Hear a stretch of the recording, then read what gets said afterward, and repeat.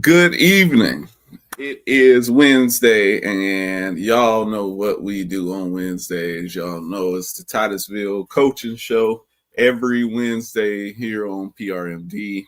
My name is Martell, and today we have got a lot to talk about. We got a lot to talk about, but we're going to dive into it because we got Coach ready and queued up, and so we're going to bring him on at first.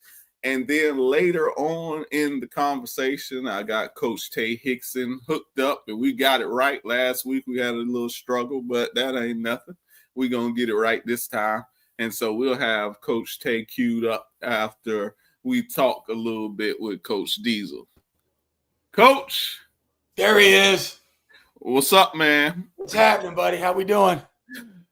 I'm hurting, Coach. You and me both. I'm hurt. I can't tell you no lies. My feelings are hurt, Coach. I thought we had it done. So did I. Yeah, you played well enough to do it, and just did not finish it. That's the last 2 weeks. Played well enough to win, and didn't finish. A couple weeks ago, we had 2 turnovers. It turned into 2 big plays. That was the difference. Last week, it was pretty much a dead heat. I kind of felt that's the game it was going to be. I've said to anybody that was listening, I felt it was going to be low scoring. You got 2 really good defenses going at it, athletes all over the field.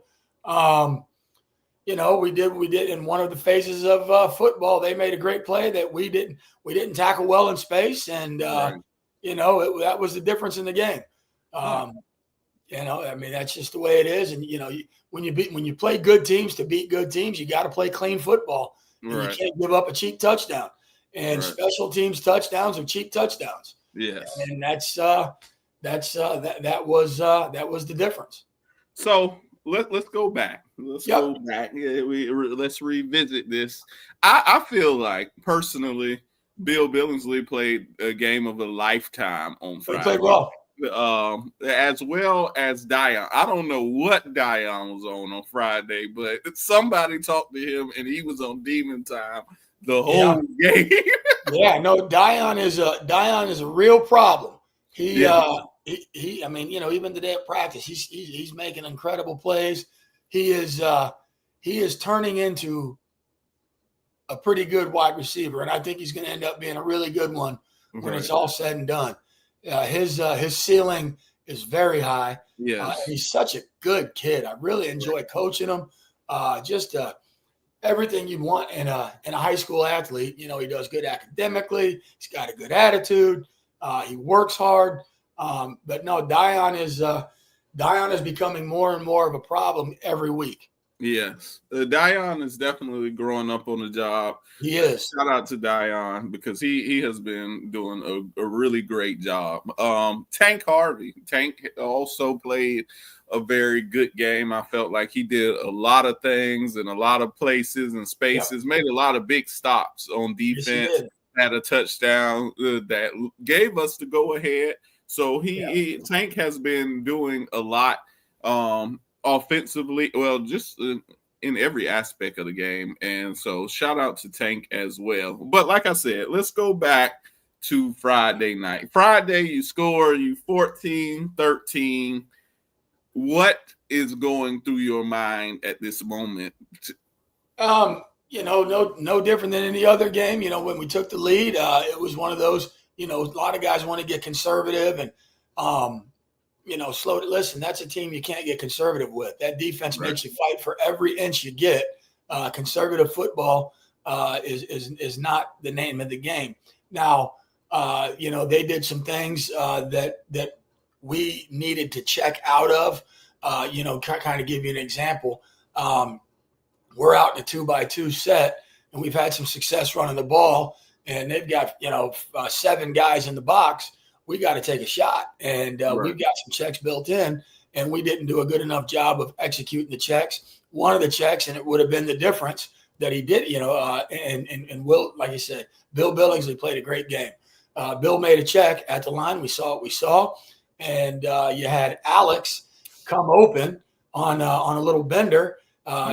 Man zero, we beat the guy inside, and it's a smidge overthrown, a smidge out of the way. We catch that. There's nothing in front of us. We walk it in for a touchdown, and that's the difference there. Another one and I'm not saying this one would have definitively been a touchdown, but it certainly could have been close. We go, we're in a 2-by-2 set. We go double smash concept. We got the safeties opening up with the corner routes. Got the wide receiver, the running back releasing, on a little angle, hitting the middle of the field. Linebackers are out, and we never saw the running back, and that's who we should have saw, and we ended up making a throw to a very covered receiver on the corner, and it's like, man, a couple simple things here and there that we just got to take the easy money or make the easy check offensively. It's all built in, and and also down the stretch, hats off to the O'Galley guys for hanging in there. We had a few problems coming down the stretch, zero excuses. Right. But, we're trying to put together a game-winning go-ahead drive, and, we had some cramping on the side. We had some stomachs that were – and I'm not sure. I think the pregame meal, some of the kids probably ate a little too much. Tank Harvey, he played a great game, but he's on the sideline when I'm trying to get this drive together, trying to throw up because he feels like he's got to throw up, but he can't, and he's dying. Got another guy cramping, got another guy with a stomach problem. So I'm looking out, I'm like, man, we are in trouble. And we're trying to get something put together. It was one of those things, as I'm kind of thinking back through the game as we're talking, the defense played well. We didn't give up any, I wouldn't say cheap touchdowns. They made a nice play with Pee Wee in coverage. Yeah. I don't think that was a touchdown, but I'm not allowed to tell you what I think because I don't need anybody writing a letter to my AD. That's one of those where you go up and you get 4 hands on a football, and the rest is up to interpretation. I thought we made a really good play on that ball. I'll say that. Another couple things. Okay, let me finish this thought. Defensively, we didn't give up any cheap touchdowns. There was a really good contested ball that they ended up coming down with. Offensively, we didn't have any interceptions. We cleaned up a lot there from the week previous. As you know, the week previous, we had the 2 turnovers that turned into 2 big plays a play or 2 later, and that was the difference against Spruce Creek. This week, it was kind of what I thought was going to happen, a defensive battle. You got 2 really good defenses flying around the field. Their secondary's tough. They got athletes all over the place too, and they're long. And, that's a good defense over there. So I knew, and I told the guys, I told my a couple coaches, but I told the team all week, I said, guys, this is going to be a low-scoring slugfest that we got to finish. And unfortunately, what happened. When in doubt, never punt it to 11 over there. He's a pretty good returner. And what's more frustrating, and nobody's more frustrated than the kids outside of, probably us and me. We really should have, here was another issue. I had to burn a timeout earlier in the game that I had to use my last one because my man Bookhart got banged up, and I went to an offensive package that requires Bookhart to be involved. Right. Well, our personnel was a little out of whack. So I said, you know what, let's go ahead and burn a timeout here. Let's get it together. So I was out of timeouts. Had I had a timeout left, I would have called a timeout probably before that punt, just, because we can't, that's one of those things we got to get right. And we would have definitely ensured we kicked it out of bounds. But, he kicked it to the left, and we had him pinned. We had a couple guys there in position. If you go back and watch the film, I mean, we were there to make a play, and 11 made a really good play. He split two defenders. We had hands on him. He broke tackles, and he's an athlete that when you get to the sideline and he gets in clean air, he's going to likely house call you. And so that was the difference. And, late in the game, we threw that and we talked about this, and he ended up changing the call, Billingsley, and it was a call that was a good check, but what he overemphasized to one side of the ball, and got their defensive backs on alert, and we didn't communicate with the other side. So obviously everybody's suspicion was up, and we didn't throw a great ball, and we gave up the super late touchdown. I mean, that at that point it was what it was, but. Yeah, so I shouldn't say that. Yes, we threw an interception. We threw the interception on, I think, the half-yard line. Yeah, so, and it was like 30 seconds left. Yeah, and they were loading up the box, and we were a couple linemen down at that point, and any kind of an inside run, was likely going to be a tough road to hoe due to they're selling out on the run, and last thing we needed was a safety. So we tried to get us a quick hitter on the outside. We didn't throw a great pass, and they did what they did, and they did a good job jumping it. It seems like, and I could be wrong. It seems like y'all kind of went away from Dion offensively in the third quarter. So if you go back, and I believe this was both in the third quarter, I believe, and I've watched so much film this week, my brain's just kind of mush. We threw a really nice ball to Dion on about the 1 yard line, maybe on a galley side, going away from the scoreboard towards the baseball fields. Okay. And Bill Billingsley threw a beautiful ball, and it was just one of those where the defensive back kind of had his arm around our arm, and we couldn't make a play on the ball because our arms were pinned. And it pretty much hit him in the chest. Had we been able to get our arms out in front of us, we likely make that, and it's at least on the one, maybe a touchdown. And then I think the very next series, we threw a nice dig route to Dion that he had for a moment, went down, and the ball, I thought he caught it. The ball hit him in the gut, knocked his air out, and he lost control of the ball on the ground. One of those things kind of where it was just like he lost control. That was one of those things, but they did it, they did a good job out there. It's hard to, they didn't let anybody just run around free and uncovered. We hit Alex a couple good dig and 10 and 15 out routes. Tank had a couple nice plays. It had a real nice screen catch. Dion, obviously, had some good stuff too. We missed a couple early to Brian Billingsley, at least one, maybe two early on some nice little flat stuff. Just a couple bad balls that just came out wrong. We tried to get a good mix. We got Alex involved in the run game. He had a couple nice pickups out of the backfield on some passing, and then we ran the ball pretty well, especially early when we were fresh. But no, man, you got. Listen, I'm a realist, and you got to tilt your cap when a team does a good job.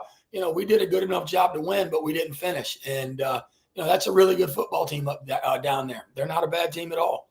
What do you think that we have to do to be able to win those games? So I think you're right. Yeah, you and me both. Some of it I'm going to tell you is listen, and I don't people. No championship team, no team that has had an undefeated season or won all the big games hasn't had a little bit of luck involved too.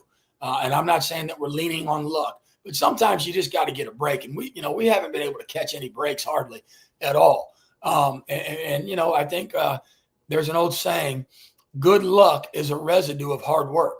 And man, we have been putting in the hard work, and we certainly are looking for we're looking for for a bounce to go our way.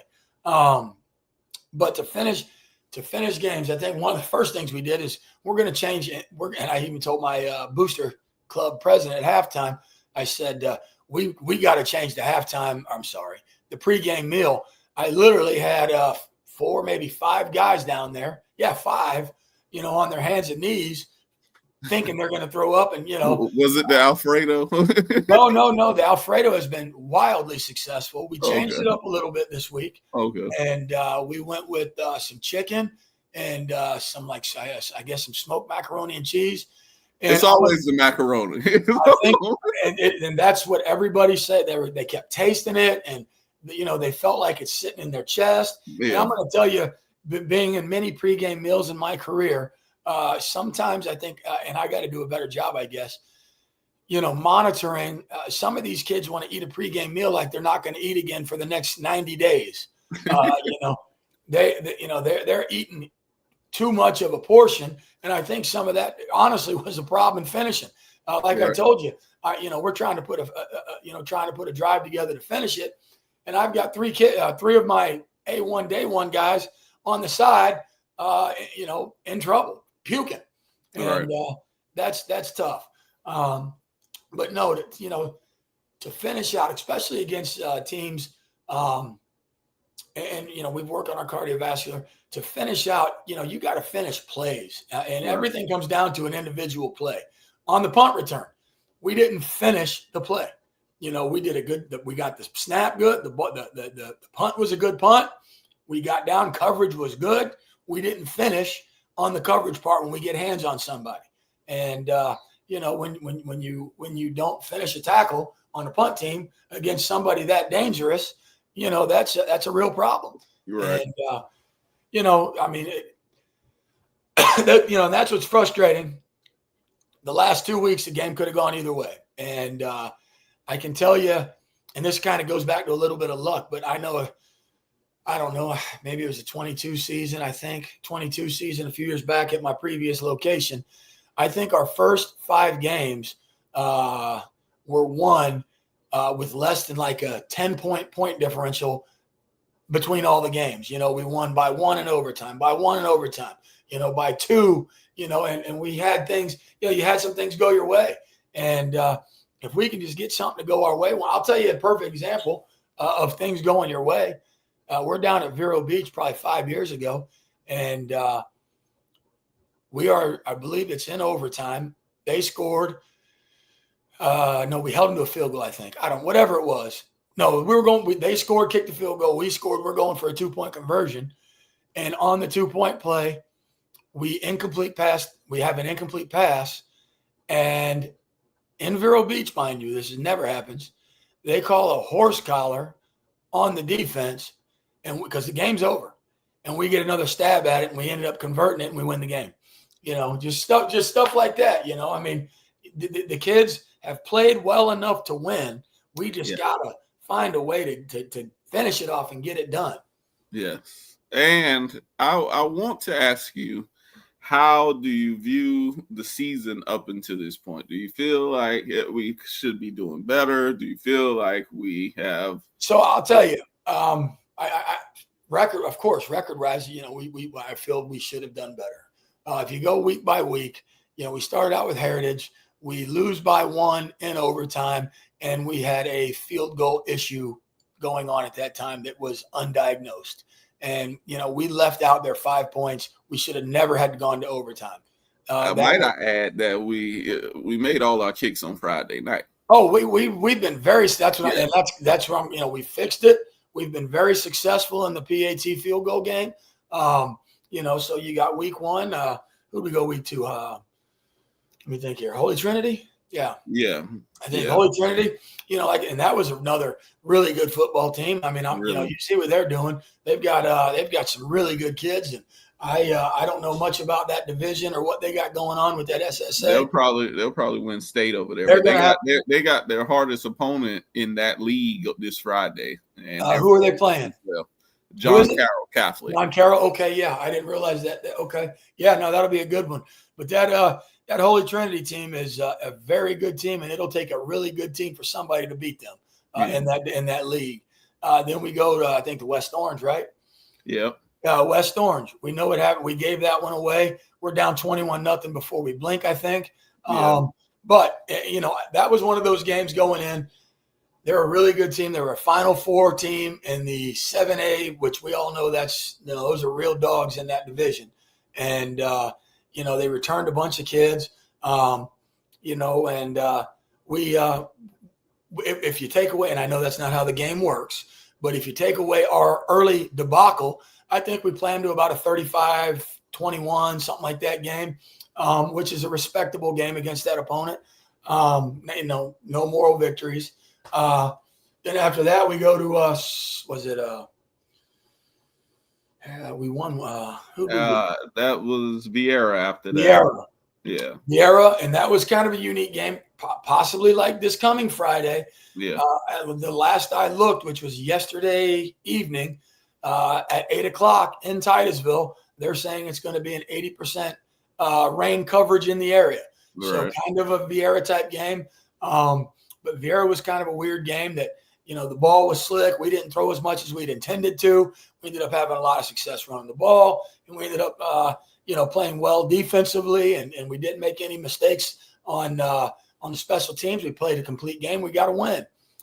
And then we know, about Spruce Creek, and, we jump up on them 14-0, and offense is clicking, and we make a turnover, and then 2 plays later, they hit a home run. I think another turnover happens a little later, and then another home run, and next thing you know, the clock runs out, and we lost. And then obviously the Galley game is fresh on everybody's mind. We just talked about that. So I think if you look at it as the first, 5 games, right? 6. 6 games. First 6 games. 2 of them could have gone either way. The last 2 losses could have gone either way, and we didn't find a way to get it done. It's very, very disappointing. But we were there, and and I know that doesn't count in the W's and L's column. They don't ask you how; they ask you how many, and I get that. But those were really heartbreakers because we should have won. We should have, could have, would have, but we found a way to not win. The only one that I should say that we probably weren't going to get it done, especially after the start, was the West Orange. So, of course, I feel we should be record-wise doing better. But here's what I'm going to tell you. I've been a part of tough years like this. I've been a part of really good years too. I am so impressed with how our kids showed up to work Monday with a great attitude.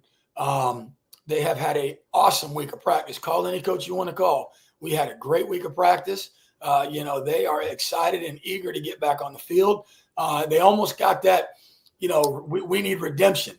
Right. They are so they got such a bad taste in their mouth after the last couple of weeks that they really can't wait. I know we've lost the last couple of games and whatever. We've struggled in some degree of struggling this year, but I have been really impressed with watching and seeing how kids are carrying themselves, seeing how they're overcoming adversity, seeing how they're continuing to fight and not giving up, and just their postures. I think that matters. And so I've been really impressed with that, just going forward. But I got to say that one of the most difficult things I think that we have to I think people are watching what Titusville is doing. Of course. Because one, I have talked a lot. I've talked a lot to whosoever wills, the Baylins, the Florida high school guys. I've talked to them. A lot of people don't respect Titusville. That's and it aggravates me because people don't respect Titusville. And I know what Titusville can be. Absolutely. But on Friday night, so our record somehow shows that we're struggling to finish games. Yeah. That's what struggling to finish games is what I'll call it. But how do we find a way to get over that hump? Because right now we're number 7 in the playoffs. If the playoffs happen today, we'll be the number 7 seed. I don't know exactly who we will play. But if the playoffs happen today, we'll be a number 7 seed. However, we absolutely are better than the number 7 seed. I think we are a district contending team, and I don't shy away from that. So No. how do we get over that hump of not finishing the games? Yeah. So, and you know, and I'm not making an excuse. And something like I was just thinking about like Spruce Creek, and I know O'Galley had some both way guys. You know, we're by number. We're not a big team. We don't carry a bunch of kids. We're not a big school. Some of the finishing is outlasting and out punching your opponent. And you know, especially last week, and I think some of the pregame meal didn't help. You know, we didn't outlast and we didn't outpunch all the way to the finish, and that's part of finishing it off. Because you're right, man. You know, record wise, it's tough. You know, and no, you know, if you open up you know, standings and stuff, you see records.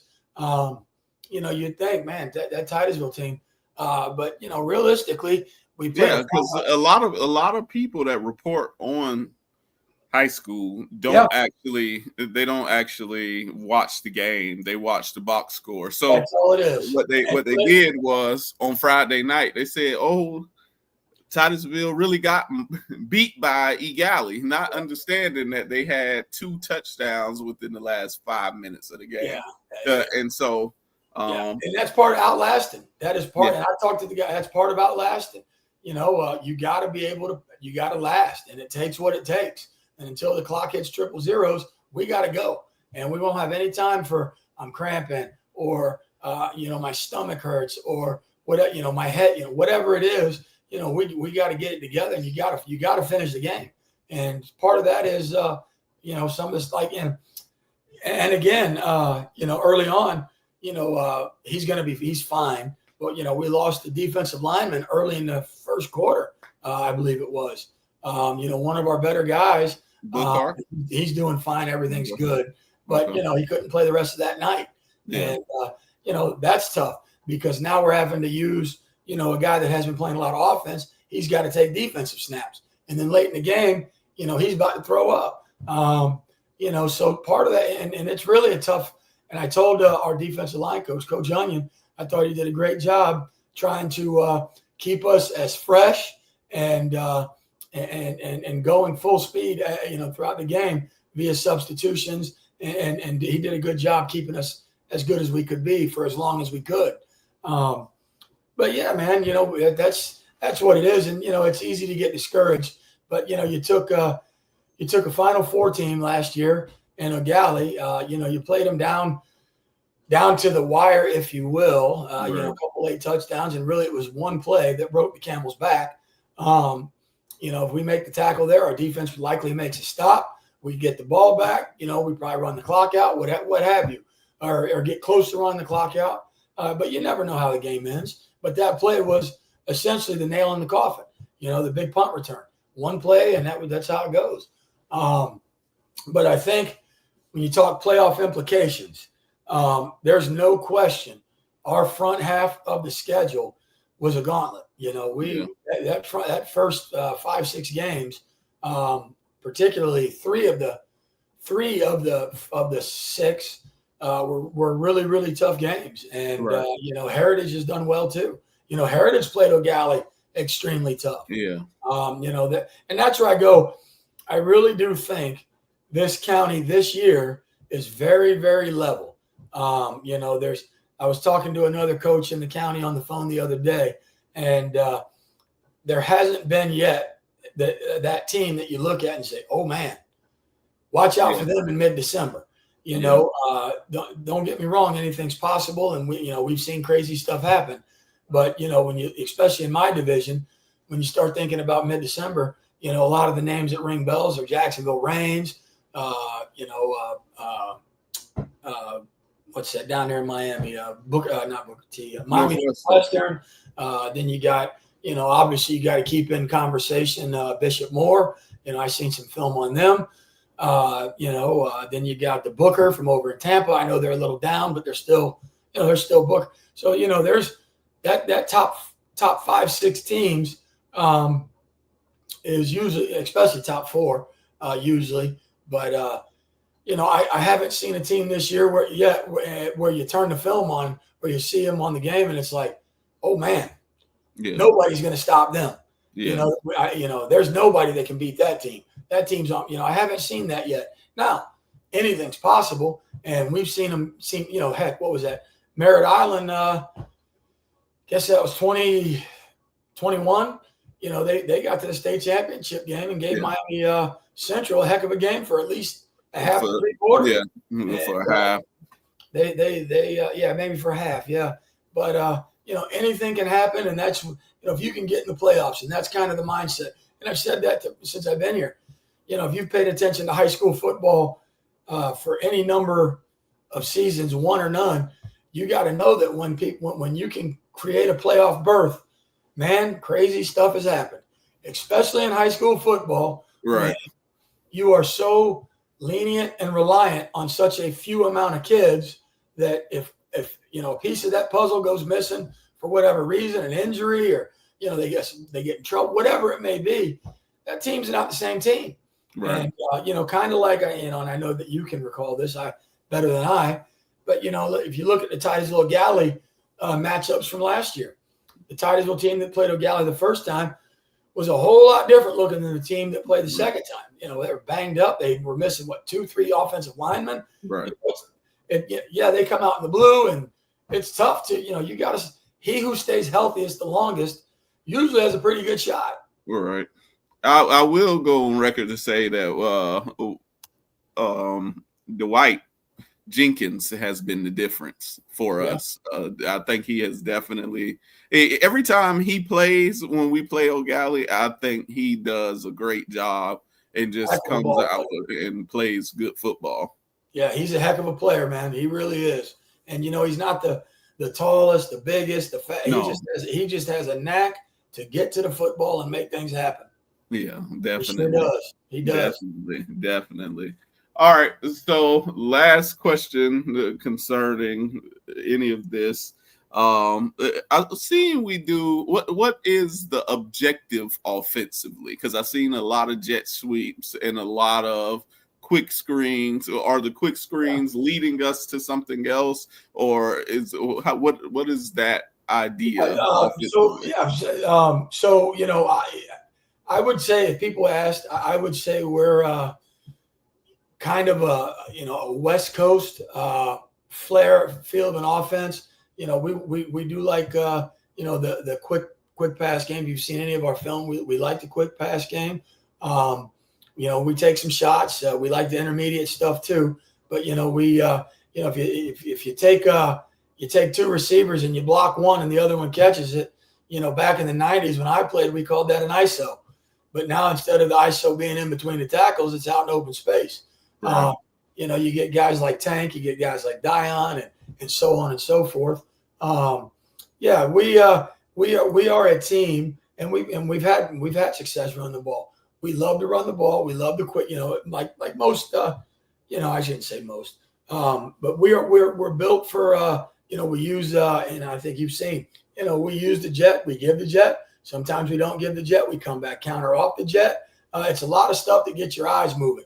And I can tell you, being on the defensive side for a long time, that stuff can be a bit overwhelming to a 16-year-old linebacker or a defensive end. And you see, many times where, Will keep the ball coming around the edge.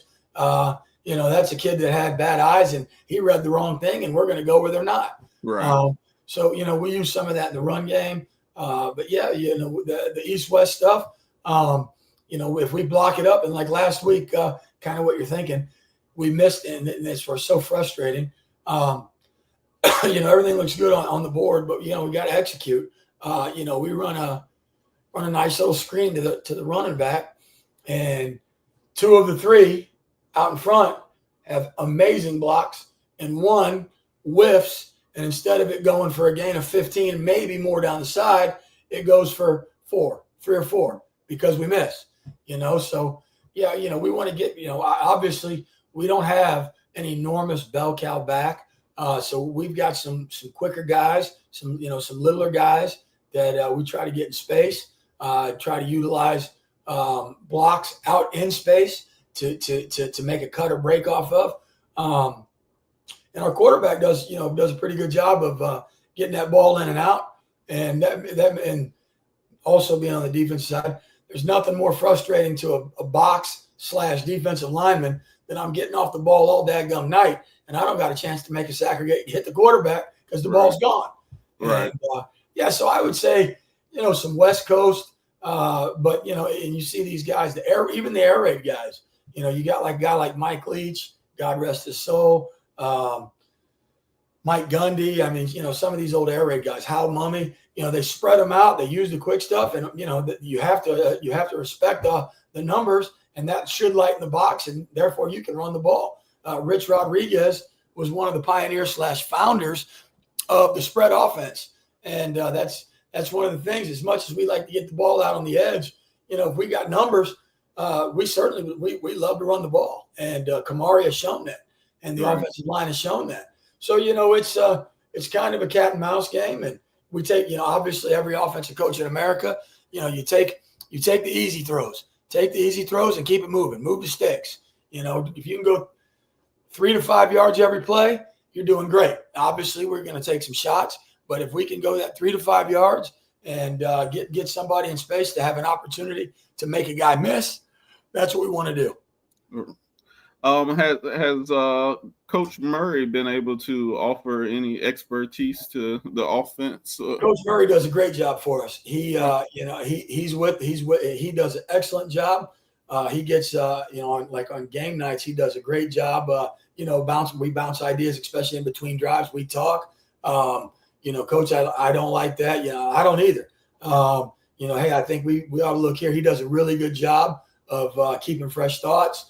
He does an excellent job underneath the tent with the video, getting guys right. Like, for example, the one we talked about, we can't miss that. We got to put a body on a body. We can't miss that block. And, we pick it up, we're likely off to the races, and helping Will with his reads and making sure he's doing a good job. Now, Coach Murray's been an excellent ad/advisement guy. Especially on game nights, he does a good job. He's right there in my pocket. Okay. All right. So last question. MCC, we got MCC is homecoming week. A lot of things going on. How are you keeping the players focused, as well as not overlooking MCC? Because I know we got a bye week, and that bye week is going to help a lot of guys get healthy and come back. And we absolutely need a bye week after the gauntlet that we started the season with. Yep. How do you plan to kind of make sure that we're focused? We're not looking ahead to bye week or to Merritt Island. I know there's a lot of people saying you really got to beat Merritt Island. You really got to beat Merritt Island. If you don't beat Merritt Island, all these other things that happen. How do we focus in and not overlook a quality MCC team? And I told the guys today, we talk in class. We talk today after practice. MCC is the last team you can take your eye off of. Yeah. They have some extremely dangerous guys. Yeah. It's no secret. I mean, you guys all pay attention to high school football. Zero, Noah Flores for them. Noah Flores. A guy that if he sees an alley or has clean air, he's likely going. You may as well hang 6 on the board. Right. He's elite, and they've got multiple other guys that can. They got the guy with Titusville ties, Howard DeWitt. He's a running back number 3, I believe. He's 1 now. Yes, you're right. He's 1 now. They also have the big tight end, offensive tackle Cooper, who's committed to Syracuse at the moment.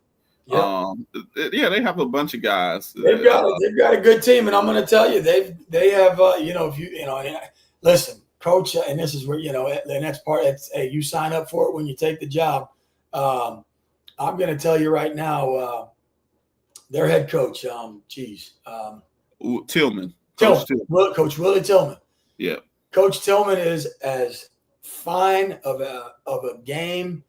A game planner, manager, coach. I mean, he's a defensive coordinator at the college level. He was a head coach at the college level.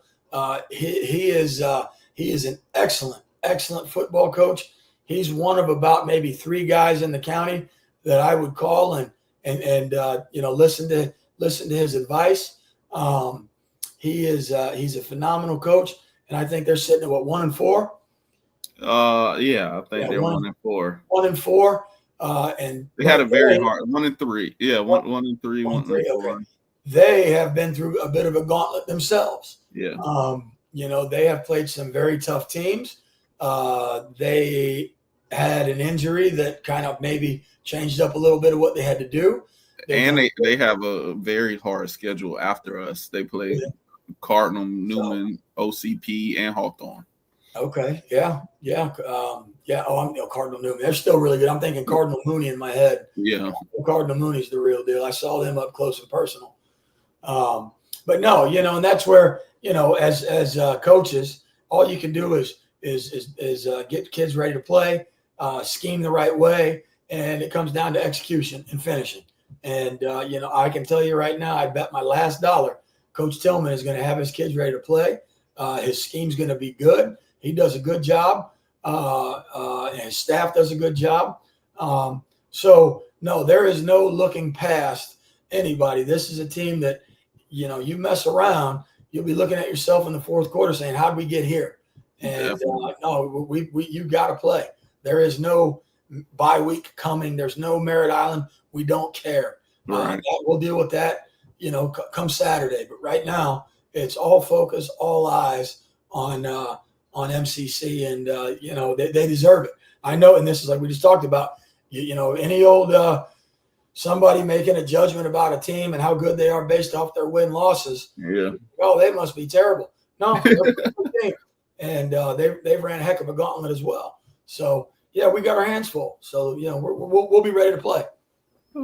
Yep. Well, Coach, it's been fun. I definitely had my feelings hurt last week, but I understand that it's part of the game, and that's how things go. I ain't worried about it. I believe in what you got going and what we got going. And we're right there. We're right there. We're doing fine. Obviously, we'd like to have the wins and losses look a little different.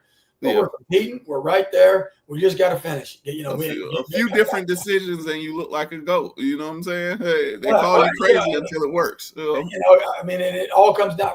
And it's, if you look back at the games, it's literally a player to two. It was 4 plays in Sebastian Spruce Creek. Spruce Creek was 4 plays. 2 turnovers turned into 2 home runs. Yeah, and the punt return. And I told the guys, outside of Vero Beach, O'Galley hasn't given up any more than 14 points all year. I knew it was going to be a low scoring game, and I thought the first one to get to 21 would likely win. And unfortunately, that punt return put them to 20 or 22 because they went for the 2-point, I guess. Right. We played about how I thought it would go, and unfortunately, it didn't end the way we wanted it to end. But we're in a good headspace. We've had a great week, and the kids are this. And one thing I can say, and many people say this kind of thing, but I really mean it. This is a team that's battle tested. They're resilient, and they have done a great job of back to my dad's era, 2 words: they've never quit. They won't quit. And like I always tell the kids, if we're up by 100 or down by 100, you got to play as if you don't care. And they do a good job of doing that. Definitely. Well, good luck, Coach. Thank you for coming on. We got Coach Tay queued up. We kind of went over the time a little bit, but it's all right. And we'll handle that. But thank you for coming on, Coach. Good luck. Anything for my man. Let's go. Go Terry. We're going to do it, man. So I'll be talking to you. Yes, sir. All right. Yes. So like I told y'all, we are doing our due diligence to make sure that we spotlight all of Titusville coaches. Last week we had a little struggle. Y'all saw it in 4K. Yeah, we had a little struggle. But this week I want to get the D-line coach, Coach Tay Hickson. What's up, brother? What's up, man? How you doing? I know it was working today. I know it was working. If it ain't working, I already knew we was good. It's not me. It is not me. I want you to know. But what's up, man? I want you to tell the people a little bit about you. We had you on last week. We had some miscues and everything, but just tell the people a little bit about your experience and how you got to Titusville, just in short. All right, cool. Yeah. So my name is Coach Tay. I'm from Rockledge, Florida. Born and raised. Graduated from Rockledge 2016. Short story, how I became coaching. Really, I started at Rockledge High. John Holmes gave me a great opportunity. Just to get my foot in the door. Get the experience and everything. And really, how I got to Titusville was just trying to find something new, a new environment. Where I could kind of be more, like involved and just kind of grow a little bit into my, of my liking in a sense. So I just reached out to Coach Matt, and it was just straightforward. We met, had a great conversation. Came in and met the team, and it was like family off the rip. So I knew that was the team for me to be, and there was no question. Like it was like that. So let me ask you, how has it been being at DeVille? I know I talk it up a lot, but that's because I'm from here. I graduated Right, from DeVille, so it's a little right, different for me. But right. as an outsider, how has it been being a part of DeVille? I'm gonna be honest, bro. Like I live in Titusville now, you know what I'm saying? And like I do everything in Titusville, so just seeing a different city, I love it. Just from the school on down, I also work at the school, so just the administration, from the teachers to the everybody loves Titusville, Yeah, from the football team, swim team. It ain't just about the football team. yeah. They care about everybody at the school, the community, they show up for everybody, so I definitely could tell a big difference. I love the change, great city for sure, more established, I'll say. And Oh, everything you say true about the Ville, bro, is like that in my opinion, bro. Like if you talking smack about it, honestly, you ain't really been in the Ville for real. yeah. Like I'm telling Thank you, like all you. jokes Thank aside, you. for real, Thank for you. real. And so let's shift gears a little bit, and you coaching D line, coaching with Coach Onion. Yes, Tell sir. us a little bit about some of those D line guys. I feel like personally we have one of the best D lines in the county. For People sure, will argue that, but I think when it comes time, we are up there in that yeah, conversation. for Tell us sure. a little bit about those guys on the D line. Yeah, so as everybody know, you got Bill Jefferson, DN, great leader, great phenomenal player. I honestly feel like nobody can block him or contain him, in the county. That's just how I feel. As you've seen thus far throughout the games, Right, like he's a beast, you know what I'm saying? right. We got nasty Nate, you know what I'm saying? Nate Dog. Beast in the middle, man. He actually goes both ways for us, Yeah. straight dog, he long snap, man. Player like that, man, like you love to have him. You know what I'm Shout saying? out Like to Nate he, Mosley, man. you know what I'm saying? Then you got, as he call himself, Benzo Lorenzo McCullum. You know what I Yeah, mean? He's on the smaller side for a D tackle, but he also switched to DN for us, and he made a good impact. You know what I'm saying? Had a good couple key tackles. I stay on him every day, let him know like, hey, bro, like you undersized, so you got to use your speed in your hands. You can't go, try to bull rush a tackle or whatever. You got to be smart, But who else we got? Bookhart, shout out to Bookhart, Booker. sad to see he went down. There's definitely a game changer on that edge set. Yeah, Um, bro, Diego, he stepped up big for us, yeah. underclassmen. Shout out to Um, Diego. who else we got, man? Even the guys, that's not as experienced, but they stay locked in. You got Yeah, Carson, you know what I'm yeah. saying? You got Lamonte, he's eager to learn every day, bro. I'm talking about Yeah. every day, and just the list goes on, man. Van, he's doing a great job, just coming and work every day, focus. And honestly, bro, I love the group, man. I can't ask for a better group. Even with the record we have, they don't see that. They focused on how can we get to I the playoffs. always say that the Ville guys are hard hat and lunchbox guys. That's no discredit to anybody else or any other Absolutely. team, but that's just what that's what I think about us. Larry So said, "What's good, fam?" Uh, what's Larry Harris. But up, what's up? let's talk a little bit how you got into coaching. All right, How did cool. that come about? Or what was the thing that ignited your passion to want to be a coach?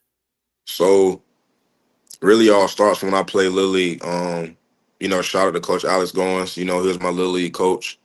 And just seeing the Alex. impact that, yes sir, just seeing the impact that he had on us as kids. A lot of us kids, well, males, just being honest, we don't have that male figure at home. So we look for it in mentors like coaches or teachers. But as far as coaching, man, I've always wanted to be a coach. And unfortunately, my collegiate career didn't take off as I wanted to. I got hurt and everything, but you know I was in medical field for 3 years before this, and I was just Mhm. unhappy, bro. I'm like, man, I'm not doing what I want to do. I love sports. Like, I want to get back into what I love to do.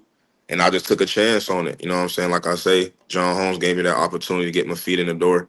And, sometimes, you just got to take that chance and just letting people know, like, hey, I'm eager to learn. I'm eager to start, from wherever I got to start from just to get my foot in the door. So really, I just took a bet on myself, and that's really it, bro. That's Now I'm here. that's real, man. So I want to thank you for coming on, man. Like I said, we have been doing our due diligence and making sure that we spotlight all of the Ville coaching staff. Yes, So we sir. thank you for coming on. Coach Onion said he was not coming on. He said he don't really do all that. So I said I OG respect it. Onion. I said we'll get Coach Tay on, and he'll represent the D line, For man. sure, for So sure. we thank you for coming on, No, I man. appreciate you, Thank you bro. for being a Appreciate you. part of the Ville family, man. We wish y'all boys the best of luck, man. For sure, man. We're gonna get it done, man. All right, we'll holler at you, brother. All right, bro. Yes, sir. Yeah, so that was my boy, man. Tay Hickson, man, D-line coach. As you can tell, as you can see, he's a motivated guy. He really works hard. He looks passionate about what he's doing. So shout out to Coach Tay, man, for real. Is definitely a guy to keep an eye on as it pertains to coaching and D-line work and all that. He's a real passionate guy working with the Little League and working with the high school simultaneously. So shout out to all of the coaches. But like I said, this week was it was a tough week. We had us a loss, you know what I'm saying? We can't dwell on that. But I want y'all to know. I want it to be noted that we gave Egali all they could handle. I know Coach was being a little modest, but we gave Egali all they could handle. We locked up. They're some of the best, and I'm just gonna say it. We're gonna see them again. So y'all be careful what y'all say. Just watch the show. Next time, I think it's gonna be a little bit different. But like I said, this is PRMD Titusville Coaching Show, the only coaching show in this county, and it happens here on PRMD. So thank you for tuning in. This week is homecoming week. We got a tough matchup with MCC. We will not overlook them. We will be prepared. But after that, we'll be back next week. We'll be back next week, but it's a bye week. But we're still going to talk about what happens on Friday night. So y'all be cool. Thank y'all for tuning in and have a wonderful evening.